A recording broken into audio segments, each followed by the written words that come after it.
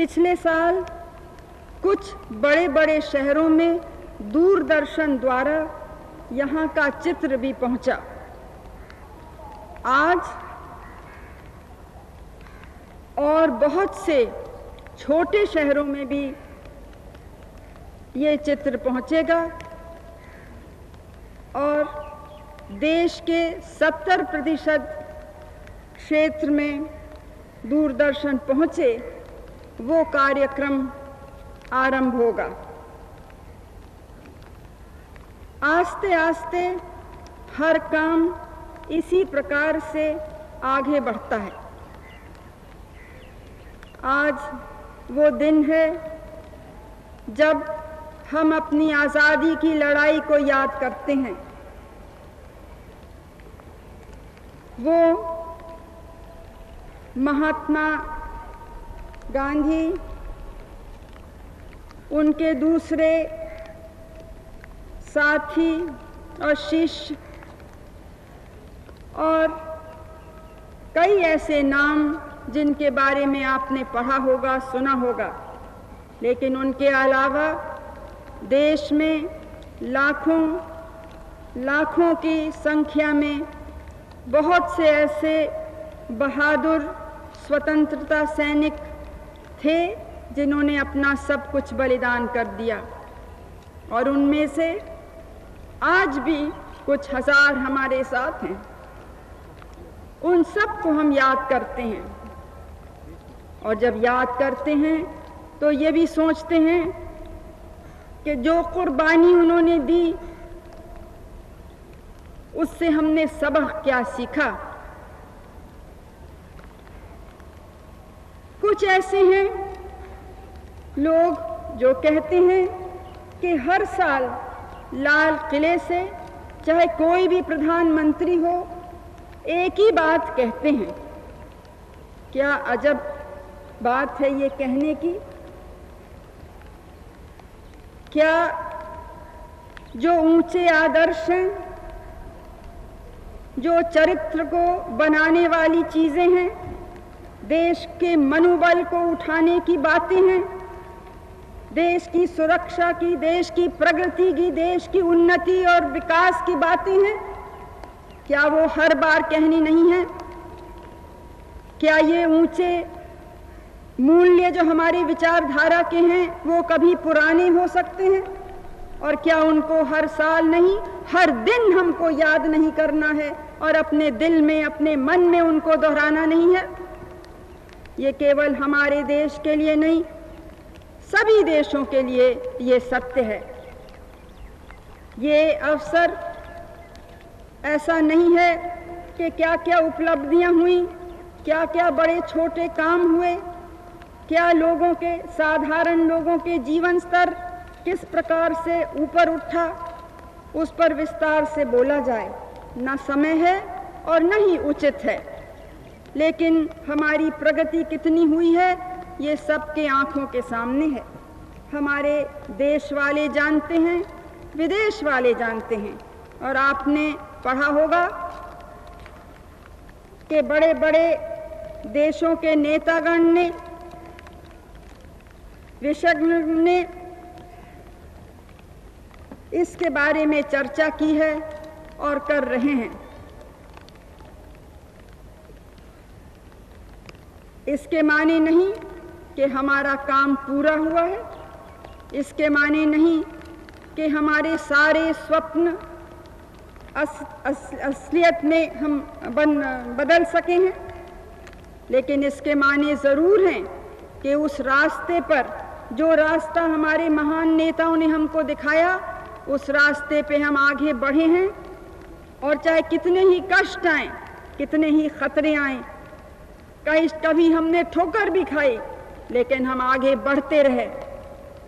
और शायद बहुत से आज के जो कष्ट हैं वो उसी के कारण हैं कि ये देश जो गुलाम था, ये देश जो इतना गरीब था, ये देश जो डरा हुआ था, ये देश जो दबा हुआ था, आज ये सिर ऊपर करके खड़ा हो सकता है। आप इसी एक साल की उपलब्धियां देखिए कुछ तो बहुत बड़ी बड़ी चीजें हैं, जैसे कि हमारे बिजली बड़ी या छोटा, उसको जो भी समझिए, पहले केवल 300 शहरों में थी और गांव में तो नहीं के बराबर। आज 3 लाख गांव में है और शहरों में तो खैर है ही है। एक छोटा सा उदाहरण है ये, लेकिन सबको छूता है। बड़े कामों में मैंने आपको दूरदर्शन के बारे में बतलाया। हमारा अंतरिक्ष किस प्रकार से गया और किस प्रकार से हम उसका उपयोग कर सकते हैं अपने किसानों और दूसरों के लाभ के लिए, वो भी आपके सामने है। बिजली घर हमारे ही इंजीनियरों ने पूरी भारतीय जानकारी के साथ खड़ा किया मद्रास के पास कल्पकम में। 2 महीने में एक दूसरा अंतरिक्ष आसमान में जाने वाला है। ये बड़े काम हैं, लेकिन सब ऐसे हैं जिनका संबंध आपके जीवन से है, किसान के जीवन से, मजदूर के जीवन से, विद्यार्थियों की शिक्षा से और गृहिणी के प्रतिदिन के जीवन से। इस साल जब से हम यहाँ पिछले दफे मिले, यहाँ पे एशियाई खेल भी हुए। एक नौजवानों का कार्यक्रम था। उसके बाद गुट निरपेक्षता का सम्मेलन हुआ। वो भी भारत की एक उन्नति और भारत की क्षमता, किस प्रकार से हम काम कर सकते हैं, वो दुनिया को देखने का अवसर मिला। मैं अपने नौजवान खिलाड़ियों को बधाई देती हूँ, जिस प्रकार से उन्होंने हमारा सिर ऊपर रखा। और इस वक्त मैं विशेष करके उनको, जो हमारी क्रिकेट टीम ने वर्ल्ड कप जीत के भारत का सम्मान बढ़ाया, उनको भी बधाई देती हूँ। ये जैसे कि आज़ादी की लड़ाई में कुछ नाम ऊपर आके चमकते थे, सब उनको देखते थे, वैसे ही ये नाम हैं जो चमकते हैं।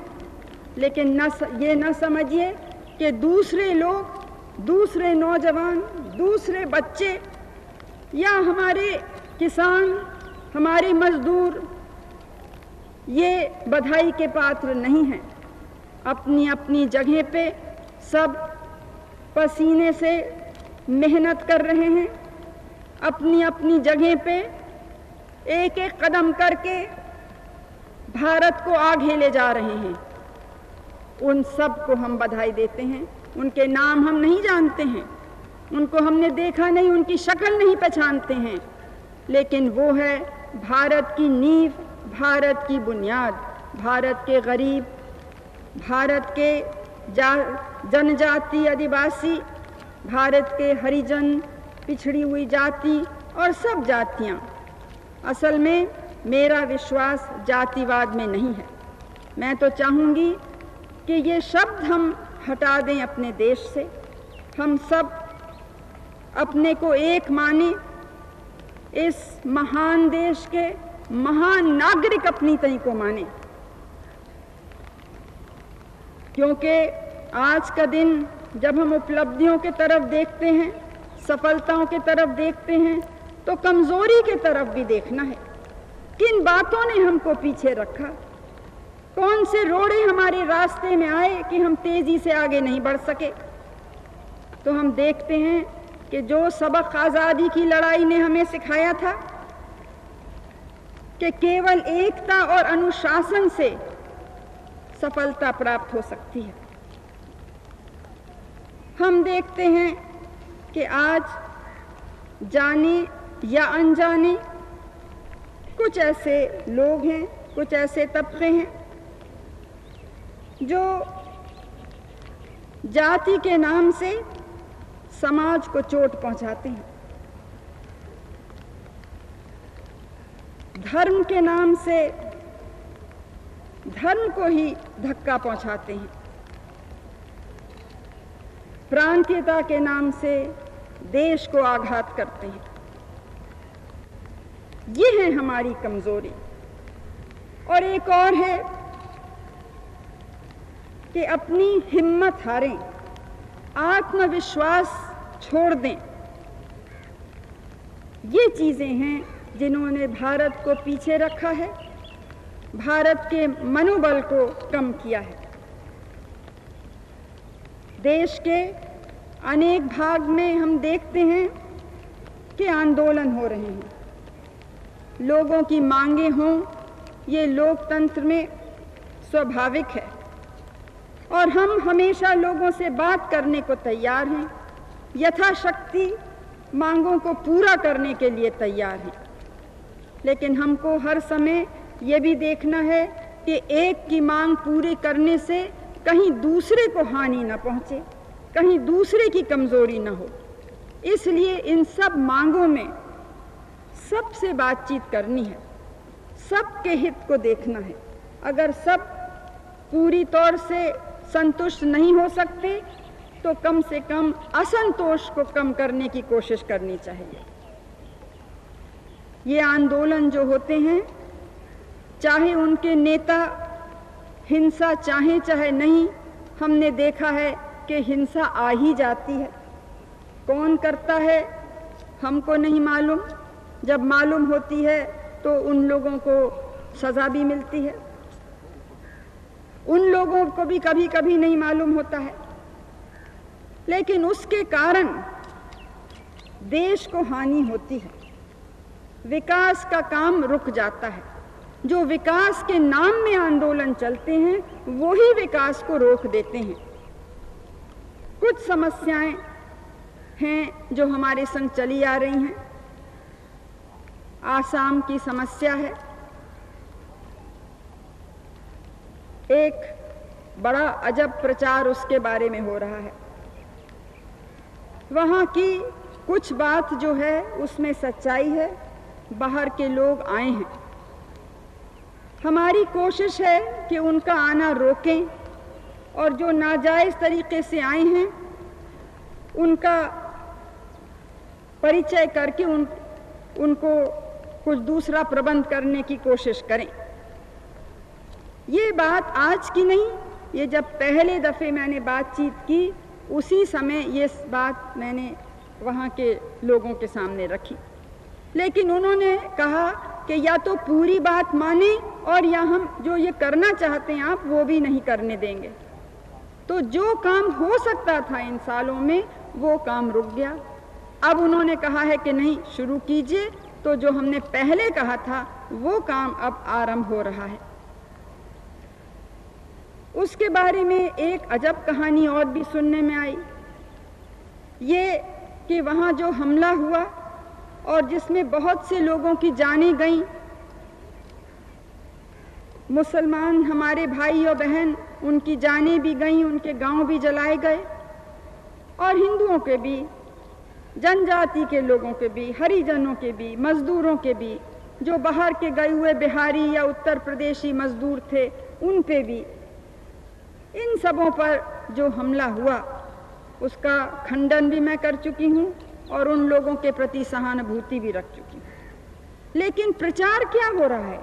प्रचार ऐसा हो रहा है जैसे हमारा हाथ उस मारकाट में था। अगर उन लोगों के पास आप जाइए तो आपको स्पष्ट बताएंगे कि कौन उनकी बचाव में लगा था, कौन उनकी रक्षा कर रहा था। ये सच है कि कहीं कहीं रक्षा में कमी हुई इसीलिए वो मरे, ये तो है हमारी जिम्मेदारी। लेकिन प्रचार इस प्रकार का हो रहा है जैसे हमने ये करवाया। और बहुत से कौन लोग कर रहे हैं प्रचार, जिन्होंने स्वयं ऐसे भाषण दिए, ऐसा वातावरण बनाया, इस प्रकार से लोगों को उकसाया कि ये घृणा और हिंसा के वातावरण फैली।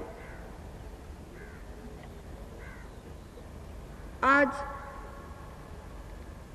पंजाब की भी समस्या है। मैं विस्तार में जाना नहीं चाहती हूँ, अनेक बार उसके बारे में कहा है। हमारे देश में हमारी कोशिश रही है कि हर एक प्रदेश, हर एक कौम, हर एक क्षेत्र को न्याय मिले और देश की जो पूरी दौलत है, साधन है, उसमें वो भागीदार बने। जो भी मांगे मैं अपने तरफ से पूरी कर सकती थी, वो मैंने शुरू ही में मान ली। लेकिन जिनका संबंध दूसरे प्रदेशों से है, वो क्या उनके प्रति न्याय होगा अगर मैं कोई निर्णय ले लूं और उनसे समझौता न हो सके? एक बात मैं याद दिलाऊंगी कि मुझसे कहा जा रहा है कि मैं निर्णय को जानबूझ के रोक रही हूं। अगर कोई भी प्रदेश, कोई भी कौम कमज़ोर होती है तो क्या केंद्रीय सरकार को उससे लाभ हो सकता है या वो केंद्र सरकार की भी कमज़ोरी हो जाएगी? क्योंकि हमारी मजबूती हमारे प्रांतों की मजबूती पर निर्भर है। केंद्र क्या है? क्या केवल दिल्ली शहर है या दिल्ली में सेक्रेटेरिएट है या प्रधानमंत्री का दफ्तर है? केंद्र तो एक ऐसी जगह है जो सब लोगों को संग रख सकती है। देश की सुरक्षा जिसकी जिम्मेदारी है, देश के सब लोगों को न्याय मिले वो उसकी जिम्मेदारी है। कि ये ना हो कि जो जोरदार है वो ज्यादा ले ले, चाहे व्यक्ति हो, चाहे प्रांत हो या कुछ और। लेकिन असली ताकत हमारी तो प्रदेशों में है। जब कमी पड़ती है साधन की तो उससे हम पर भी बोझ बढ़ता है।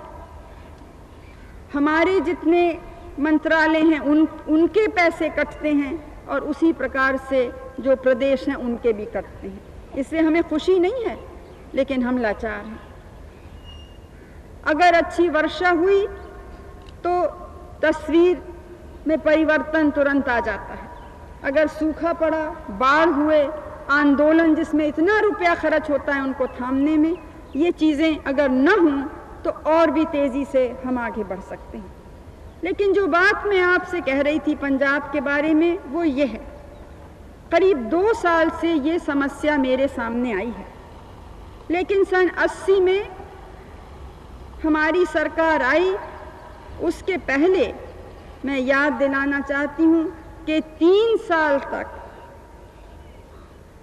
जो लोग आज आंदोलन कर रहे हैं और मांगे उठा रहे हैं, उनकी हुकूमत पंजाब में थी। उसी 3 साल उनके 2 मंत्री केंद्र सरकार में थे। उन्हीं 3 सालों में उनके सहयोगी जो उनके पड़ोसी प्रांत हैं वहाँ की सरकारों में थे। इसलिए पूरे 3 साल उनके सामने अवसर था कि वो इन अपनी समस्याओं का, अपनी मांगों को पूरा कर सकते थे मिलके। उस समय ये आवाज़ नहीं उठी। उस समय क्यों नहीं ये इन समस्याओं का समाधान हुआ? ये एक छोटा सा प्रश्न मैं उनसे और आप सबसे पूछती हूँ।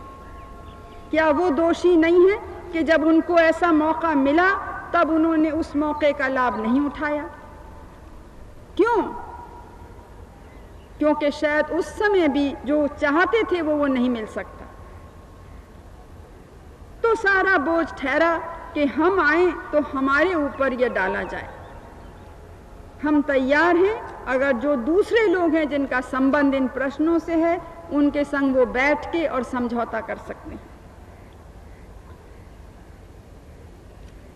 इसी प्रकार से और भी आवाज़ें देश के भीतर उठी हैं जिससे हमें लगता है कि देश की मजबूती, देश की एकता को खतरा हो सकता है। वैसे हमारे देश में एकता की भावना बहुत मजबूत है। एक और अजब बात, गलत प्रचार एक हो रहा है। आसाम के बारे में मैंने आपको बतलाया, लेकिन सारे भारत में फैलाया जा रहा है जब मैं अल्पसंख्यक की बात करती थी तो ये कहते थे कि इनको तो केवल अल्पसंख्यक की, माइनॉरिटीज़ की, मुस्लिम, सिख, ईसाई, इन लोगों की ज़्यादा चिंता है, और जो यहाँ अपार हमारी दूसरी हिंदुओं की जनता है उसकी बिल्कुल चिंता नहीं है। किसी संदर्भ में जब हिंदुओं की बात आई, और मैं याद दिलाना चाहती हूँ आपको कि हमारे देश में कहीं कोई बहुसंख्या में है और कहीं दूसरा बहुसंख्या में है, कहीं पे कोई धर्म के लोग अल्पसंख्या में हैं और कहीं दूसरे धर्म के लोग अल्पसंख्या में हैं। तो अगर बात मैंने जो भी अल्पसंख्या का है या जिसका कोई प्रश्न है या दुख है वो उठाई, तो अब ये नई बात चली कि इनको तो अल्पसंख्या के, माइनॉरिटीज़ के लोगों की बिल्कुल चिंता नहीं है, ये तो वोट चाहती हैं जो बहुसंख्या के लोग हैं। सभी राजनीतिक दल चुनाव के समय वोट चाहते हैं, लेकिन इस लाल किले पे जब हम खड़े हैं और जब हम आज़ादी की लड़ाई को याद कर रहे हैं तो ये भी याद करें कि हम कैसे ज़माने में पैदा हुए, कैसा जीवन गुजरा, किस कुर्बानी और सेवा के वातावरण में हमने कार्य किया, और हमारी परंपरा ने हमें ये सिखाया कि जीतने में खुशी होती है, हारने में कुछ दुख होता है, लेकिन जीतने और हारने के ऊपर भी कोई चीज़ है, वो अपना कर्तव्य करना, वो अपने देश की तरफ देखना, और चाहे हम अपना काम पूरा न कर सकें, कम से कम जितनी हमारी ताकत है उतनी ताकत से हम उस रास्ते पे आगे बढ़ सकें। आज़ादी की लड़ाई के दौरान में बहुत से लोगों की जानें गईं, बहुत से लोगों ने आज़ादी नहीं देखी। हम भी छोटे थे तो कल्पना भी नहीं थी कि अपने जीवन में देख सकेंगे, लेकिन उसने हमारे कदम को हल्का नहीं किया, हमारे संकल्प को कमज़ोर नहीं किया। हमें मालूम था कि जहाँ तक हम पहुँचा सकेंगे हम पहुँचाएंगे, और उसके बाद कोई और आगे बढ़ेगा। आज भी उसी भावना से हम विकास का काम कर रहे हैं, उसी भावना से देश को मजबूत करने का काम कर रहे हैं। देश के सामने बहुत से खतरे हैं, अंदरूनी कमजोरियां तो हैं हैं, बाहरी खतरे भी हैं। मैं आपको डराना नहीं चाहती हूं, और मुझे ये भी मालूम है कि आप डरने वाले भी नहीं हैं, लेकिन हम सब का कर्तव्य है कि स्थिति को पहचानें। संकट को हम जानेंगे तभी उसका सामना करने के लिए पूरी तैयारी हो सकती है। आजकल साम्राज्यवाद पहला जैसे नहीं रहा। आज वो अपनी फौज लेके देश में नहीं आता है। आज वो छुप के अनेक प्रकार के दबाव डालता है, आर्थिक दबाव, राजनीतिक दबाव, दूसरे प्रकार के दबाव, और वो फौजों से कुछ कम नहीं है, उससे भी ज़्यादा खतरनाक है, क्योंकि साधारण लोग उनको पहचान नहीं सकते। बहुत से देशों में हमने देखा क्या हुआ है, आज़ाद हैं लेकिन आज़ादी पर कुछ छाया भी पड़ गई है। भारत ये नहीं चाहता। भारत का रास्ता स्पष्ट है। भारत का रास्ता है आत्मनिर्भरता, लोकतंत्र के द्वारा, समाजवाद के द्वारा, गुटनिरपेक्षता के द्वारा। कुछ लोग हमें कहते हैं कि इधर झुक रहे हैं, कोई कहते हैं उधर झुक रहे हैं। हम हर निर्णय भारत के हित को देखते हुए, विश्व शांति के हित को देखते हुए हम लेते हैं। कुछ लोगों से हमारी दोस्ती ज़्यादा हो सकती है और कुछ से कम, लेकिन दोस्ती या मतभेद को हमने निर्णय लेने के रास्ते में कभी नहीं आने दिया। निर्णय हमारा एक सच्चा निर्णय होता है, और अभी तक हमें जो सफलता प्राप्त हुई है हर क्षेत्र में, वो इसी कारण कि लोग जानते हैं कि ये आदर्शवादी देश है। इसके माने नहीं कि सब आदर्श पूरे होते हैं, इसके माने नहीं कि हम में बुराइयां नहीं हैं, गलतियां नहीं करते हैं। दुर्भाग्य से भ्रष्टाचार की बात भी उठती है और हमें दुख से कहना होता है कि भ्रष्टाचार है, लेकिन अगर इसको एक हम भूत बना देंगे और ये कह के कि है इसलिए और हो सकता है, तो बहुत गलत बात होगी। हम हर एक को देखना है कि कैसे इस भूत को अपने बीच में से हटाएं। दूसरे देशों में भी होता है, उनका जो जी चाहे करें, हमें उनकी चिंता नहीं है, हमको अपनी चिंता है, और अपनी चिंता को दूर करने के लिए पूरा काम करना चाहिए, चाहे किसी भी क्षेत्र में हो, चाहे अफसरान हो, चाहे राजनीति में हो, चाहे साधारण दुकानदार या कोई दूसरे हो। हम सबों को देखना है इस वक्त अपने लाभ और हित के ऊपर देखना है कि अपने छोटे से लाभ के लिए क्या हम सारी समाज को कमज़ोर करने को तैयार हैं? क्या हम ऐसी स्थिति लाने को तैयार हैं जिसमें हमारे बाल बच्चों को नुकसान हो? ये चीज़ हर एक नागरिक को सोचनी है। महिलाओं के प्रति भी अत्याचार हो रहे हैं, कोई नई बात नहीं है, लेकिन अब समय आया है जब इसको बर्दाश्त नहीं करना है। समय आया है कि सारी समाज को इसको उस दृष्टि से देखना है कि ना महिला के प्रति अत्याचार होना चाहिए, ना पुरुष के प्रति अत्याचार होना चाहिए। लेकिन महिलाओं को शक्ति नहीं मिलेगी, हमारे नौजवानों को शक्ति नहीं मिलेगी, हमारे देश के जो रीढ़ की हड्डी किसान हैं उनको शक्ति नहीं मिलेगी, जो हमारे हाथ, समाज के हाथ और पैर हैं, ये भारत के मजदूर, उनको शक्ति नहीं मिलेगी। और जो तमाम लोग रहने वाले हैं, चाहे किसी प्रदेश के हों, चाहे कोई भाषा बोलते हों, चाहे किसी भी धर्म का पालन करते हों, ये सब न्याय के पात्र हैं। और ये तभी मजबूत होंगे जब हर एक को न्याय मिले। और ये न्याय, ये बड़ा काम केवल सरकार द्वारा नहीं हो सकता है, अफसरान द्वारा नहीं हो सकता है।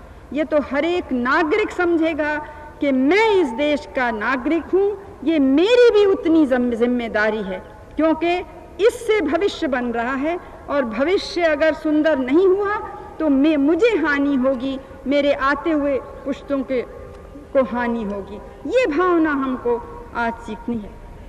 मैंने कहा अभी कि हमारी सीमा पर भी खतरा, सीधा खतरा तो नहीं है, लेकिन सारे विश्व में युद्ध की बातें हो रही हैं।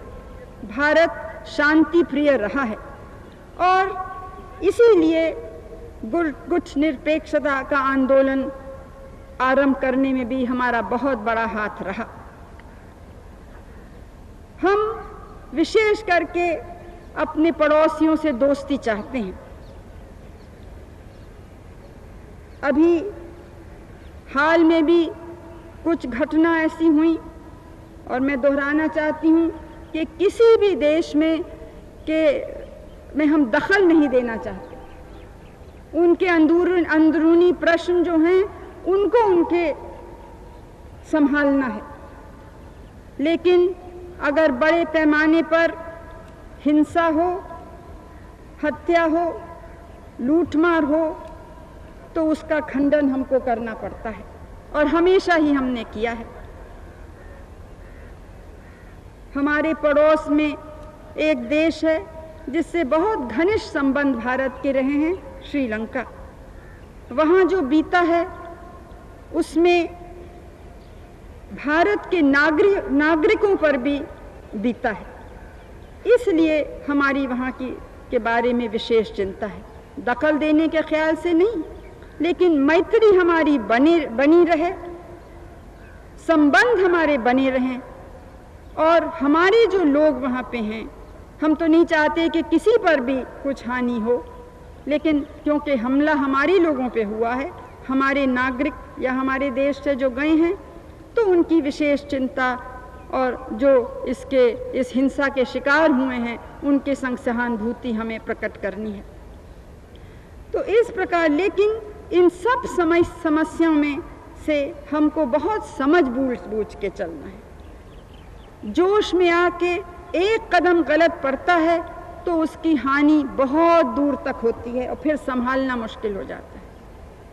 ये ईश्वर की कृपा है कि अभी तक इन सब अंतर्राष्ट्रीय मामलों में हम एक धीरज के रास्ता हमने लिया, और यही कारण है क्योंकि हमने समझने की कोशिश की, समझ बूझ के पैर आगे बढ़ाए। यही कारण है कि हमको सफलता मिलती रही। हमको कोई ऐसी बात नहीं करनी चाहिए जिससे कि जो हम चाहते हैं उसी का उल्टा हो, जिनका भला चाहते हैं उन्हीं को शायद हानि हो। बहुत देशों में भारत के लोग रहते हैं, कुछ वहाँ के नागरिक हो गए हैं और कुछ भारतीय नागरिक रहे हैं। उन सब का हमको ज़रा ध्यान देना है, दखल देने के ख्याल से नहीं, लेकिन मानवता के ख्याल से। और अगर, जैसे मैंने पहले कहा कि किसी एक जाति या एक धर्म के बारे में चिंता की बात जो है, मुझे अगर चिंता है, चाहे हिंदू, चाहे मुस्लिम, चाहे सिख या जो दूसरे अनेक धर्म भारत में हैं, तो इसलिए नहीं कि वो हिंदू, मुस्लिम या सिख हैं, लेकिन इसलिए कि वो भारत के नागरिक हैं, इसलिए कि वो इंसान हैं। और आज दुनिया में ऐसी हालत हो गई है, आर्थिक संकट, चुनौतियां सब जगह हैं, बेरोजगारी है। हाँ, एक बात आपको कहना मैं भूल ही गई, हमारी बेरोजगारी बहुत बड़ी समस्या है, उसके तरफ हम ध्यान देते आए हैं। और हमने 2 कार्यक्रम बनाए हैं। एक जो भूमिहीन हैं उनके लिए, क्योंकि हमारे देश में सबसे गरीब वही हैं और बेरोजगारी का बोझ सबसे भारी उन्हीं के ऊपर पड़ता है। हम चाहते हैं कि हर एक परिवार में से कम एक सदस्य को रोजगारी मिले। ये कार्यक्रम तुरंत शुरू होने वाला है और उसके लिए एक बहुत बड़ी रकम अलग की है। महाराष्ट्र में ये चालू हुआ था और वहाँ सफल हुआ, इसलिए हम इसको सारे देश में फैला रहे हैं। लेकिन मैं आपको याद दिलाना चाहती हूँ कि एकदम से हम हर एक तक नहीं पहुँच सकते हैं। हमारी आशा है कि शुरू में करीब 3 लाख तक पहुँच सकेंगे और जैसे जैसे सफलता मिलेगी और लोग इस स्कीम के अंतर्गत आ सकेंगे। इसी प्रकार शहरों में सबसे बड़ा बोझ है शिक्षित नौजवान के ऊपर, इसलिए उनके लिए भी हमारी कोशिश है कि प्रतिवर्ष 2 या 2.5 लाख ऐसे शिक्षित बेरोजगार नौजवानों को अपने पैरों पे खड़े होने के लिए हम साधन दें। तो इस प्रकार हर साल नए कार्यक्रम आरंभ होते हैं। हमारे 20 सूत्री कार्यक्रम का बहुत लोगों ने मजाक उड़ाया, लेकिन सच्चाई ये है कि उससे फ़र्क पड़ रहा है। कहीं कहीं गलत काम भी हुए हैं, लेकिन आम तौर से उसका लाभ हुआ है, हो रहा है। और आप अगर गांव में जाके देखिए तो आप देखिएगा, बहुत से लोग जो ये बातें कहते हैं उनको याद नहीं या कभी पहले उन्होंने देखा ही नहीं था कि भारत का देहात कैसा था, भारत की गरीबी किस प्रकार की थी। और ये संतोष की बात है कि वो चित्र अब हमेशा के लिए ख़त्म हो गया है। अब हम आगे बढ़ रहे हैं और बढ़ते ही जाएंगे। हम किसी से लड़ाई नहीं करना चाहते, लेकिन आपको मालूम है कि आक्रमण क्योंकि हम पर हो चुका है, हमारा अनुभव जो है उसको हम भूल नहीं सकते हैं, इसलिए हमें तैयारी अपनी पूरी रखनी है। और एक शब्द मैं कहूँगी अपने बहादुर सेनाओं के अफसरान और जवानों का, कि जिस बहादुरी से उन्होंने देश की सीमा की सुरक्षा की, उसी बहादुरी और उसी लगन से चाहे बाढ़ आए, चाहे दूसरी आपत्ति आए, शांति के समय भी वो उसी प्रकार से लोगों की सहायता करते हैं। वो भी हमारी बधाई के पात्र हैं। आज ये दिन है कि हम भूल जाएं कि हम छोटे हैं या बड़े, कहाँ रहते हैं, क्या हमारी विचारधारा है। हम यही सोचें कि हमारा जो पुराना या नया, जो समझिए जो रास्ता है भारत को शक्तिशाली बनाने का, भारत को महान बनाने का, उस रास्ते पे किस प्रकार से हम चलें। आज के दिन मैं आप सबको फिर से बधाई देती हूँ और विशेष करके हमारे नौजवानों को। उनकी आंखों में नई आशाएं हैं, उनके कंधों पे नई जिम्मेदारी हैं और उनके हृदयों में नया जोश है। वो भावना हम सब लें, चाहे हमारी कुछ भी आयु हो, और उस जोश से, उस हिम्मत से हम हरेक, और जब हम हरेक कहती हूँ तब उसमें मैं भी शामिल हूँ, मैं भी आपके संग एक हूँ। हम सब देश के सेवक और सेविकाएं हैं।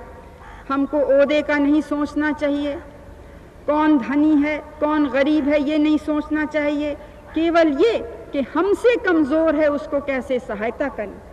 हमसे जो नीचे अगर किसी कारण कोई फिसल गया है या किसी ने उसको ढकेला है, उसको कैसे उठाएं, जिसमें पैर मिला के कंधे से कंधे हम आगे बढ़ें, इस देश को शक्तिशाली बनाएं, इस देश को महान बनाएं, और केवल आर्थिक दृष्टिकोण से नहीं, केवल राजनीतिक दृष्टिकोण से नहीं, लेकिन आध्यात्मिक दृष्टिकोण से भी, मन और बुद्धि के दृष्टिकोण से भी।